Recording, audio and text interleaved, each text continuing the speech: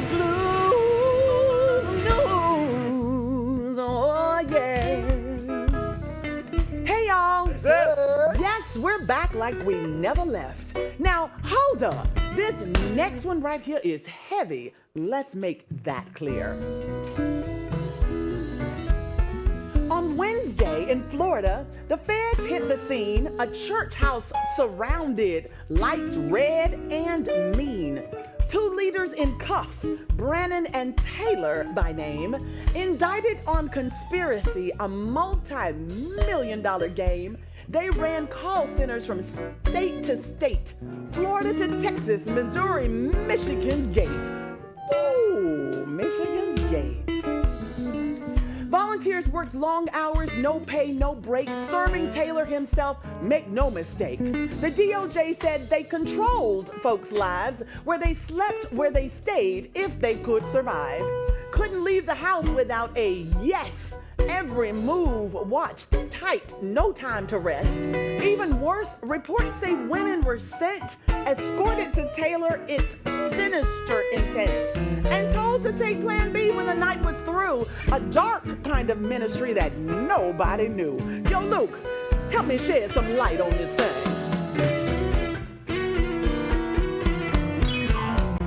A federal raid had the church leaders in chains. This 10-count indictment is exposing the games. Their call centers were running on labor for free, and volunteers trapped with nowhere to flee.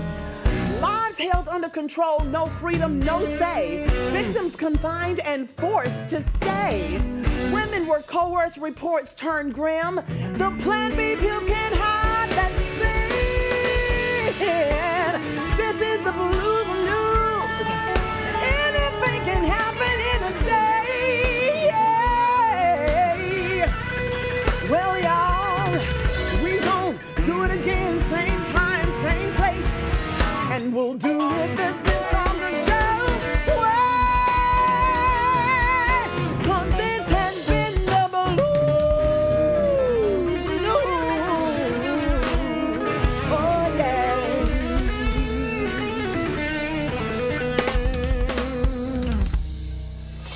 Well, all right. Come on now. We need everybody to bring your energy because it's time to start the Sisandra Show.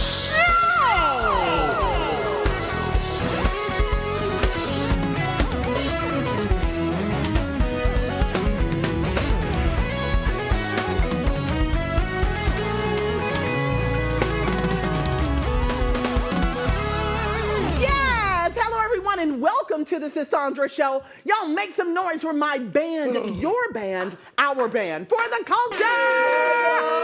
Make some noise.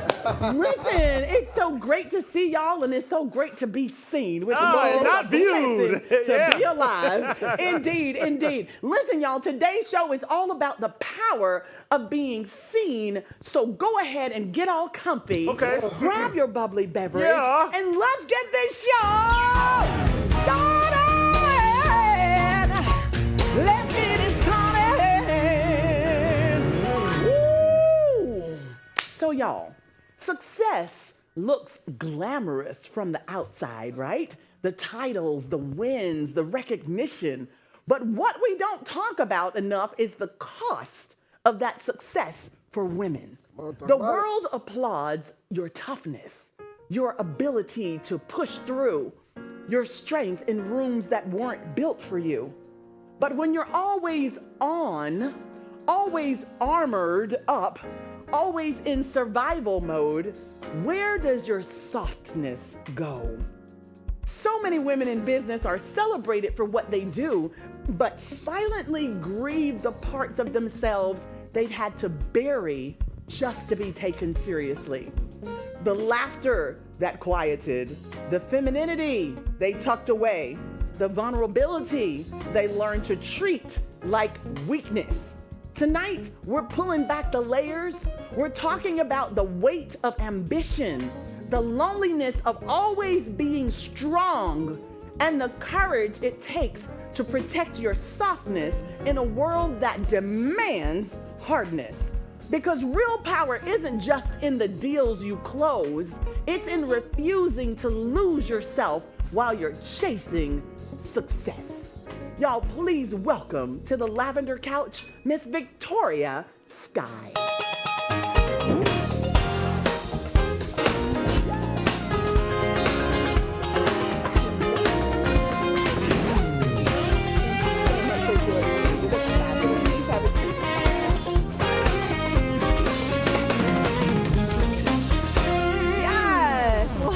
Welcome to the show. You look fabulous. Thank you. And so do you. You look awesome. Thank you so much. Thank you so much. You're so welcome. So we have so many questions for you, a successful woman in the business world, and being able to manage it and still maintain that softness. As a woman in business, Victoria, people often expect you to be tough, unshakable, unstoppable, and always on. Do you remember the first time you realized the world wouldn't allow you to just be soft? Well, honestly, that's been my entire life. You know, I had to learn how to be a beast of a boss, but also a beast of a person to be, you know, resilience became my superpower at a very early age. So, you know, I had to beat a lot of odds and stereotypes for, you know, my life, my previous life, and build myself up to the woman that I am today. So, you know, I tell people all the time that you have to sometimes step outside yourself to become yourself. Ooh, you know, that's so true. The version that I wanted to be, that I knew that I could be, you know, it wasn't based on somebody else's perception, you know, and I had to show that to not just anybody else, but to myself. To you. Yeah, so, you know, that's a daily life for me. Every day, it's a daily thing. And when was the last time, like, was it when I was 18, I remember this is how my life began, or this has been my path, or even before then? Well, I grew up in Water State. I grew up in Water State. I was in foster care from age 3 to 18. I was supposed to be every stereotype and every statistic in the book. I had my first child at 14 years old. Wow. While I was in foster care. Some of the things that I experienced in care as a teen parent, nobody should ever experience that. I believe so I had to come out of the system showing them that I wasn't going to be on drugs like my parents, that I wasn't going to be an abuser, you know, because I was abused. So it was just breaking, you know, the stereotype and what they call a cycle of abuse or the cycle of life, the generational curses. And so I've been doing that since. I'm looking at you and smiling because you are truly an overcomer. Yes. You truly are. It's a blessing to sit here and talk to you. Thank you. In relationships, Victoria, many women who lead in business like yourself struggle to switch off boss mode, right? Yes, okay, she's like, Has your success ever complicated your ability to rest in love, vulnerability, and partnership? No, you have to find balance. So one thing about me becoming a mother at an early age, I instantly became a nurturer. So I love to nurture, I love to love, I love to give, and it's about finding balance. Now, I can still kind of control the situation, but it's how you do it. You know, you can actually do it with a tone. You can, you know. It's true. It's true. You got to know how. So you can still be soft and still dominate. Emotional intelligence while you're, you know, doing the thing. So success sometimes demands that women move in rooms with masculine energy. I'm sure you find yourself there a lot, like I do. You're commanding, direct, forceful. Have you ever felt like you had to silence parts of your femininity just to be taken seriously? No. And the reason why is because I will always be myself. I like to show people that you can still be a beast of a boss and still be graceful with it. I love that. You don't have to let other people change your demeanor and change your personality just based on, you know, how they're making you feel. So you show up every day authentically. I show up as my authentic self every single day. Amazing. I fought hard for this woman I am today. You fought for it. Yes, to become this because woman. there was times when you didn't show up authentic you. Where I was silenced, where I couldn't speak, you know, so now I show up as me. And what's not for me will exit, and what's for me will always align. I love that. What's not for you will exit, and what's for you will align. That's powerful. For the women watching who feel like they must choose between power and peace, what have you learned about creating success without losing that authenticity, that softness that you have? You have to tell yourself that you really can have it all. You have to tell yourself that you can have it all. You have to, yes. I mean, because when you start limiting yourself, you start putting, boundaries in front of you. You can use every opportunity as a stepping stone or a stumbling block. So for me, I tell myself I can have it all. I can be dominant. I can be soft. Yes. I can step in the room and command the room with just my presence before I even speak. Really don't have to But say you have to anything. learn how to do that. You have to, you have to train your mind to understand that you do not have to really change. You can be yourself. And people will And receive you have to own it. Because you have to love you before you want somebody else to love you. And you have to accept yourself before you want other people to that accept is so you as true. well. That is so true. Tell us about your business and what you do. All right, so I am what you consider a serial entrepreneur. Uh-huh. I am a property investor. I have over $1 million in real estate. Excellent. I am a co-owner and business owner of several businesses. I am also a transformational speaker. Excellent. But my most recent venture that I got into, I am the first Black female in Tampa to own a spirit brand with products made in Tampa. That's amazing. And- Congratulations. thank you. The first, The first. okay? We love the first and we congratulate you and Thank wish you. you continued success Thank in you. everything that you do. Would you please take a moment and give me 10 seconds and do Dear Me? What would you tell the younger you?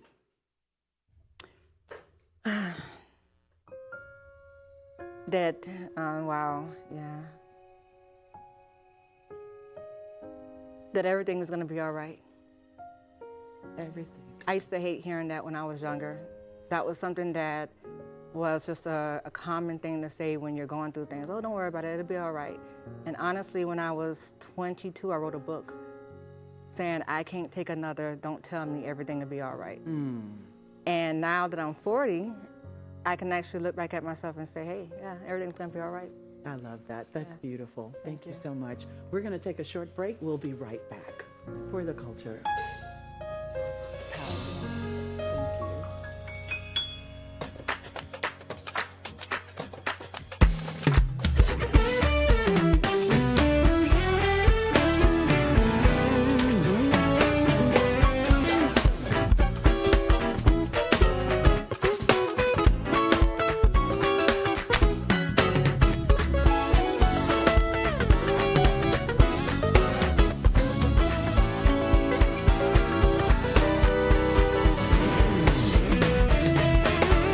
Thank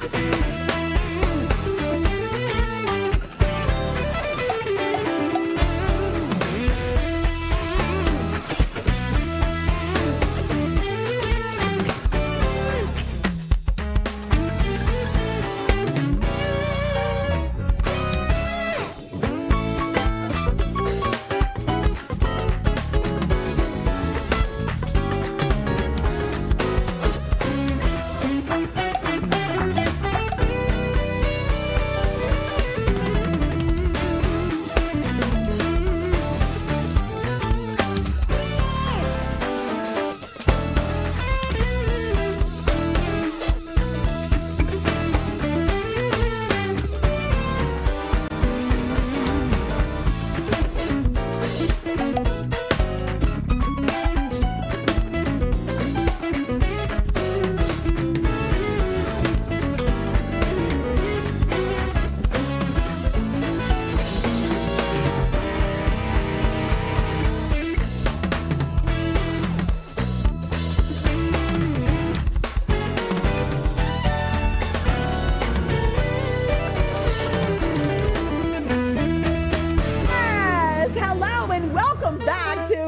Sandra Show. Listen, y'all, so many Black men spend their lives in silence, working hard, carrying families, leading communities, sacrificing pieces of themselves, yet rarely being seen.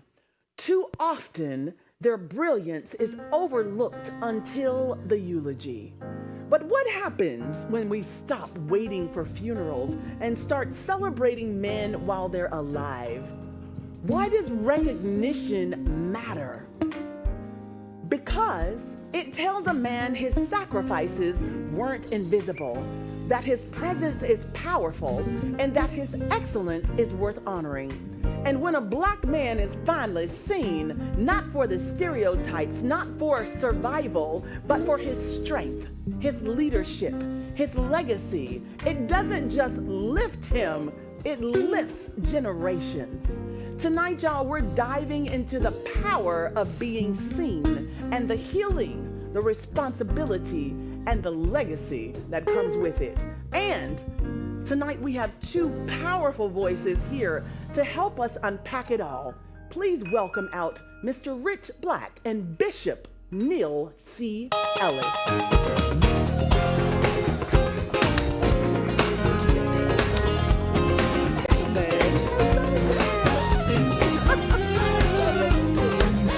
God bless you. Please have a seat, gentlemen. My goodness, we are blessed and highly favored today to have y'all. Indeed. Thank you and welcome. Enjoying your music? Oh, thank you so much. Thank you. And listen, this is not a shameless plug. Pastor Bishop, it's all available on all platforms.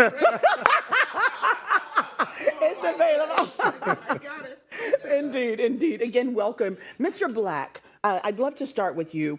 You created this platform to celebrate Black men. What moment in your life made you realize this type of recognition was desperately needed? Well, first of all, let me say thank you for having us. Can I give a shout out to our girl? Yes, you may. Brenda March. Come shout on, out. Brenda shout March. Out, Brenda Hello March. there, the one and only. Onyx Magazine team, Onyx. shout out. Yes, Onyx Magazine. We love your magazine. We're just excited, and we thought about it. Oftentimes, we have a lot of folks who do the heavy lifting, but they're never recognized. So true. And we find that this happens in vulnerable communities often too much. And so we decided with Onyx Magazine, after a successful run of our Women on the Move, that we would celebrate the fellas. Yes. We didn't really think that it would come through, but it's now one of our biggest and most celebrated initiatives. We love to see our men shine. All right. Congratulations. We feel all right when we see Yes, exactly. Well, you guys are always lifting us up. So it's great that you've created this platform for men. Too often, we wait for funerals to give men their flowers. I'm sure Bishop can attest to this. How intentional was it for you, Mr. Black, to build something that honors men while they're still alive to receive it? You know, when you think about it, oftentimes we see men of color, 6 o'clock news, it's always the negative. And I had a friend of mine who was a reporter, and she says to me, I said, you know, we're having the Eagles art contest in the park. And she says, Rich, let me tell you, that doesn't sell. We don't get ratings. Oh. So I said, well, you know, we have a couple of men who are doing some things and they're mentoring. That doesn't sell. Oh. So it said to me that, well, if not me, then who? If not now, then when? Exactly. So with a voice and a platform, I thought that it was important that we use that to basically control our narratives and Yes. speak out and say, we matter. Exactly. And And we how do. many years have you had this particular program in place? Six years and 6 counting. years. And That's this amazing. year, we think that will probably just go through the stratosphere. So Oh, we're of course excited. it will. Well, we got our Man of the Year, so I love it. that's an And we are awesome piece. honored to have the bishop here. As soon as they get his microphone working, I can't wait yeah, to get ask that. him all the Oh, yeah, get that. questions Oh, yeah, that get we that need microphone to ask working. him. Indeed, indeed. So I'll ask you this one, Mr. Black, while they're fixing that. As the visionary, what has been the most emotional moment for you since starting Men of Honor? When you looked out and thought, wow, this is bigger than me. 4 o'clock on the day of the celebration, we bring the men and what we call the mentees together. And the first year we did it, it was such an emotional gathering because the men actually saw themselves as some of the children as they heard the stories and some of the things they had gone through. Yes. But the young kids saw possibilities. Yes. And we saw them come together and they began to hug. And you remember the Barack Obama photo where they just hug and Yes. everyone is, they put all of the kids in the middle and they hug and they pray. Oh, that's so powerful. And that's when I said, this is going to work. Yes. This is gonna work. Yes, We it's got it. We working. got it. Amen. Amen. So, Bishop, woo, yes. Your Couldn't wait life. to see you. I know. We're Oh so man, I've told excited him to have everything you here. about you, right? Oh, thank you so much. And vice versa. I did my work. I did my Yes, work. you definitely have done that, and we've done ours. And Mr. Black shared everything about you. What an incredible man you are. So your life's work has been about building leaders and expanding kingdom principles across the globe. Right. When you see an event like Men of Honor, honoring Black men, what does it stir up in you spiritually? Well, you know, of course, when God created this world, when he started out as a living human being, he started with a man. Yes, he did. Not that man was over woman, but in terms of theological creative Yes. structure, Yes. that's where it started. Yes. And so whenever a man is elevated, a family is elevated. Yes. Whenever a man is edified, a generation is preserved. Yes. So we celebrate men and women, of course. That special angelic portion of man. She's the female version of man. Yes. But of course, woman was the person God created to continue this race. Yes. But man gives the seed, man gives the sperm. Come on now. So whenever a man is elevated, it puts a real black eye in the work of the kingdom of darkness. Because one of the things the devil targets is the downgrading of men. Not because he's after that man, but he's after the next generation. Whenever you damage a man, you damage You a generation. damage a generation, yes. And so when you see a person like Rich Black and the Onyx magazine group elevating men, it's not just some men they're elevating. They're elevating an entire generation. Yes, that's powerful. Oh, wow, that looked like a hoop coming down. No, no. No, don't do that. Don't do that. No, Rich I just have to tell you real quick, I'm a PK now. You're a PK. My father was a bishop. Oh, before my he passed goodness. away, so Oh, wow. all of this over here is real. Look here, y'all, please. I'm going to take a text in a minute. Take it, Doc. Take it. So, Bishop, you've mentored countless men in faith and leadership. What do you believe is the greatest struggle that Black men face in being fully seen for who they are? You know, the fact that the devil is very calculative. He's very manipulative. Yes, he is. And he's very destructive. So he has an intentional plot against the power of manhood. And so for the last 20, 30 years in particular, there has been this calculated move to, one, redefine the family, and consequently redefine the role of the man in the family. So when you get the opportunity to mentor Black men, white men, children, boys, you get a chance to shift the entire trajectory of the upcoming generation. Yes. You remember when Jesus was a little baby, and Herod did all he could to destroy Jesus? What was the purpose of that? This was a little boy. He was trying to destroy The generation man. that was coming. Yes, Yes. but and in addition to trying to kill the next generation, Jesus was a little baby, and he was so prepared to destroy Jesus, he was prepared to kill out all the little boys Jesus' age. So what really messed up the enemy was not Jesus himself. He was a little child, but it was his potential. The potential of the generation coming. Yes, and that's Powerful. what the enemy, I believe, has been after over the last 30 years. To snuff it all out. Yes, it's going to take strong men Yes. to stand in the gap for the generation coming behind. What promotes men to do things like that is when somebody pauses and says, I see what you've been I see doing. you. Yes. I recognize you, and I want to bring you to the forefront for Yes. a moment and honor you Yes. and celebrate you. that pushes a man to go back and say, not under my watch. There will not be another young man, another part of my generation destroyed.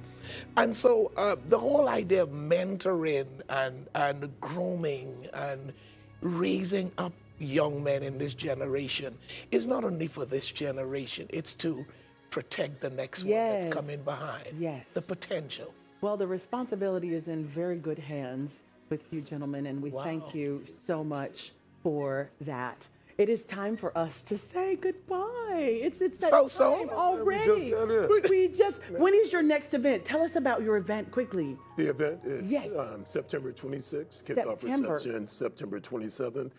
You can get information at onyxmoh.com, onyxmenofhonor.com. Excellent. And we look forward to celebrating. Tickets are on sale for the reception, $30.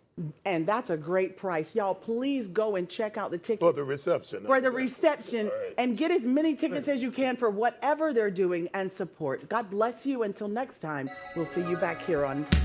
Thank y'all so much for coming. All right, everybody at home, do this to me now. Let's just scan that QR